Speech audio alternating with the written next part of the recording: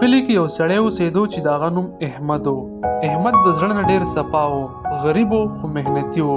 ډېر خوشحاله و، د هغه ښځه وه او بچي و. احمد به سهار وختي کار له تلو. یوه ورځ د احمد د لیکلي ته یو ناشنا سړی رالی چې ډېر مالدار ښکارېدو. په لاس یې د سرو ګړۍ وه. د کلي خلک یې راجمع کو او ورته یې وویل چې زه تاسو ټول په یو ځای باندې مالدار وم. تاسو به زما سره لږې لږې پیسې جمع کوئ، د هغې نه پس به تاسو ته په بل هفته کې دوه دومره میلاو شي. احمد اول دا خبره په خندا واړیله، خو بیا دواړه ښځه خاوند کېناسته او ښځې ورته ووي څه پته لګي که موږ لږې پیسې ورکړو او زموږ قسمت هم بدل شي. احمد ښځې ته ووي چې زه خپلې پیسې په محنت ګټم او زه په دوکو نشم ورکولی. نو ښځې ورته ډېر منت وکړو. احمد 50,000 روپۍ هغه کس ته ورکړې. په بله هفته هغه کس رالی او خلکو له پیسې ډبلې ورکړې. خلک ډېر زیات خوشحاله شو.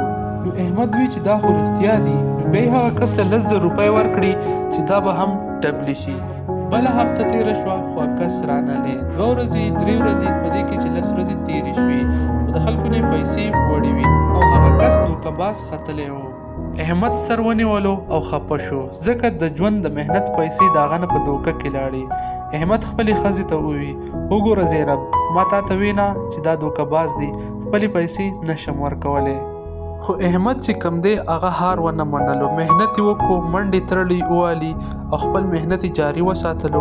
پیسې جمع کولی شروع کړو. محنتي انسان چې کم دی هغه چېرته هم هار نه مني. ورځ ته ورځ به سوچ کولو، بچو سره به کېناستو، خپل محنت به کولو. د الله تعالی نه مې دعاګانې کولې چې یا الله ما مالدار کړي. دعاګانو یې رنګ راوړو ځکه هغه شپې روڼ کړې وي. نو په دې دعاګانو هغه کار وکړو چې کله هم څوک محنت کوي خپل او د الله تعالی نه یې غواړي، نو الله تعالی هغه چېرته هم نه خرابوي، بلکې د محنت صله وله ورکوي. خپل محنت یې وکړو، نو په سبا باندې داسې چل وکړو چې هغه کس بیا دې کلي ته راغلی.